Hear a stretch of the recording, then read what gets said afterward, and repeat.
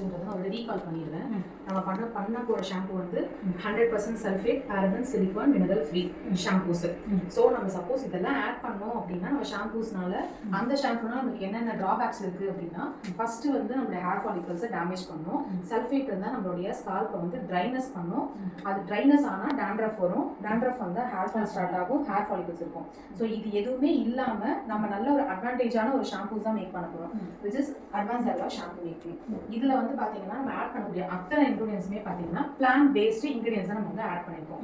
இது எதுவுமே உங்கள் ஹேர் ஃபாலிகல்ஸையும் டேமேஜ் பண்ணாது, ஹேர் ஃபாலையும் பண்ணாது. சொல்ல போனால் இந்த ஷாம்பு வந்து என்ன பண்ணுன்னா உங்களோட ஹேர் ஃபாலை வந்து கண்ட்ரோல் தான் பண்ணுவேன். உங்களோட ஷாம்பு வந்து சப்போஸ் திக்கானா என்ன ஆட் பண்ணணும், தின்னானா என்ன ஆட் பண்ணணும் அப்படின்றத இதில் வந்து கம்ப்ளீட்டாக உங்களுக்கு சொல்லியிருக்கேன். இப்போ நீங்கள் சொல்லுங்கள், உங்கள் ஷாம்பு வந்து நீங்கள் மேக் பண்ணுறீங்க.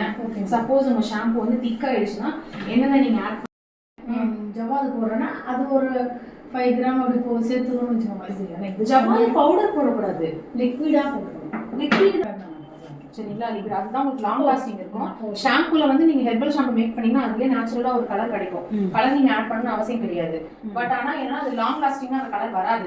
கஸ்டமர்ஸ் இப்போ நிறைய பேர் கலர் வந்து விரும்புறது கிடையாது. பட் என்னன்னா கஸ்டமர் ஒரு கலருக்கு செட் ஆயிட்டாங்கன்னா அது நெக்ஸ்ட் டைம் ஒரு கொஞ்சம் கலர் கரெக்ஷன் கலர்ல ஃபர்ஸ்ட் மாதிரி ஷாம்பு இல்லைன்றவாங்க. ஆமா, அது ஒரே அப்படிதானே? ஃபர்ஸ்ட் மாதிரி இல்ல மேம்